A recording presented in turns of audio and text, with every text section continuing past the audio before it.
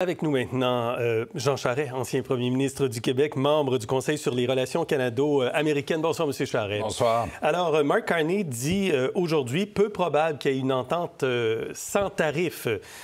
On va arriver peut-être à quelque chose, comme on voit dans d'autres pays en ce moment, mais il y aura des tarifs douaniers. Est-ce que ce serait un bon accord quand même, avec des tarifs? Bien, on est dans la catégorie du moins pire. Le moins dommageable. Le moins dommageable. C'est intéressant de voir les extrêmes parce que M. Trump, typiquement, vous menace d'un niveau de tarif très élevé, règle à moitié, règle. Mais le point de départ des tarifs, avant son élection, était autour de 2,5 %. C'est-à-dire qu'en moyenne, les Américains chargeaient 2,5 % de tarifs pour tout ce qui entrait aux États-Unis. Alors, entre 2,5 % la moyenne et 15 % il y a un monde de différence. Est-ce que c'est suffisant pour faire basculer l'économie? La réponse est non. Ça va coûter plus cher. Aux Américains. Aux Américains. Qui va payer? Ce sont les consommateurs américains qui, ultimement, paieront. Mais pour nous, M. Carney a dit on semble avoir une bonne relation, en tout cas une relation cordiale avec M. Trump.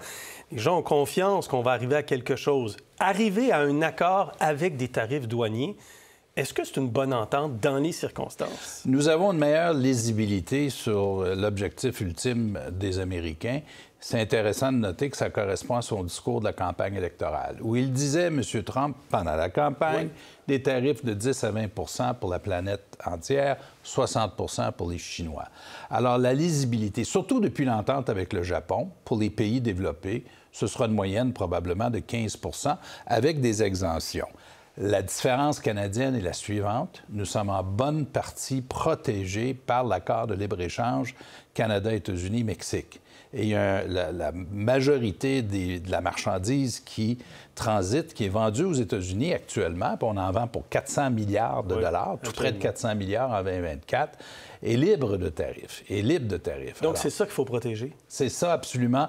S'il y a une chose pour laquelle on doit se battre et protéger, c'est l'intégrité de cet accord, parce que ça nous donne un avantage sur l'ensemble de la planète. Et c'est logique, M. Filion, parce que nos économies, Mexique, Canada, États-Unis, sont très intégrées. Il y a des chaînes d'approvisionnement entre nous et les États-Unis qui n'existent pas avec l'Europe, dans le secteur de l'automobile, dans d'autres secteurs également. Alors donc, c'est logique. Et pour les Américains, ça fait, bon, ça a du bon sens aussi. Maintenant, il y a les secteurs tirés à part comme l'acier, aluminium, bois d'œuvre, ça nous fait mal. Et c'est des secteurs qui risquent de souffrir si on ne réussit pas à atténuer l'effet des tarifs. Quand on voit l'entente en fin de semaine avec l'Union européenne à 15 % si on n'a pas d'entente puis on est à 35 % sur une partie des biens canadiens, est-ce qu'on est isolé? Est-ce que le Canada, par rapport à d'autres pays, est en train de perdre à ce jeu avec les Américains? Oui et non. Dans les faits, à 35 supposons que c'est 35 mais que l'accord de libre-échange continue de s'appliquer, ce qui, je pense, serait le cas, ça veut dire que la majorité des biens que nous envoyons aux États-Unis sont toujours exempts de tarifs, mais qu'on est à 35 Et le 35 s'appliquerait pour des choses comme l'automobile qui est à 25 ce qui fait aucun sens. En passant, il y a un secteur qui va beaucoup nous soutenir là, dans nos négociations, c'est le secteur automobile aux États-Unis, qui, avec une entente de 15 % avec le Japon, 15 % avec l'Union européenne, sont défavorisés aux États-Unis par rapport aux producteurs européens et japonais. Alors, il faut s'attendre à ce qu'eux se manifestent, parlent fort pour défendre leurs intérêts et en même temps défendre les intérêts du Canada. Avec l'annonce de la fin de semaine, 15 % de tarifs sur l'Union européenne, Pedro Sanchez, le premier ministre espagnol, a dit « J'appuie l'entente, mais sans aucun enthousiasme ». Et François Bayrou, le premier ministre français, a dit « C'est de la soumission, c'est un jour sombre ». Le chancelier allemand était très déçu également. Est-ce qu'on constate que nous sommes condamnés à accepter les termes du président des États-Unis? Je ne suis pas du tout étonné que les leaders européens expriment de la déception, du dépit, mais en même temps, ils vont se... Ils n'ont pas le choix? Ils n'ont pas le choix, mais puis il faut se rappeler que pour les Américains, il n'y a pas de communauté globale. Hein? La planète, il s'est exprimé là-dessus dans son premier mandat pour dire qu'il n'y a pas de communauté globale. Le monde est une arène. Le mot arène... Pour M. Trump. Trump. Et arena, disait-il en anglais, ça a un sens. Dans l'arène, il n'y a pas de multilatéralisme, il n'y a pas de consensus. Il y a le vainqueur, le vaincu. Il y a celui qui est fort, il y a celui qui ne l'est pas. Alors, les Américains jouent cette carte-là, malheureusement, celle d'une superpuissance. Maintenant, pour tout le monde, il s'agit d'essayer de s'en sortir avec le moins de dommages possible. C'est ce que disait M. Carney aujourd'hui. On n'est plus dans un ordre d'intégration économique. On est dans un ordre d'affrontement économique, en quelque sorte. Est-ce que l'Union européenne cède, capitule? Est-ce que c'est de capituler, de dire, bon, OK, on va vous signer une entente avec quelques tarifs? On va accepter une entente avec les tarifs. À mon avis, non. C'est simplement accepter une réalité. Et le rapport de force est favorable aux Américains. Donc, ils acceptent cette réalité. Ils se disent, bon, on fera un autre combat, un autre jour pour ouvrir davantage les marchés. Passons cette étape avec lequel on vivra, et ça ne va pas faire basculer l'économie, ça va coûter plus cher aux consommateurs américains, on sera moins compétitif, mais on se battra à un autre moment pour revenir à un régime plus sensé, d'une part, et d'autre part, on va changer notre approche vis-à-vis des Américains pour se diversifier, pour être moins dépendants des Américains. Ça, les Allemands, par exemple, ils l'ont dit très clairement.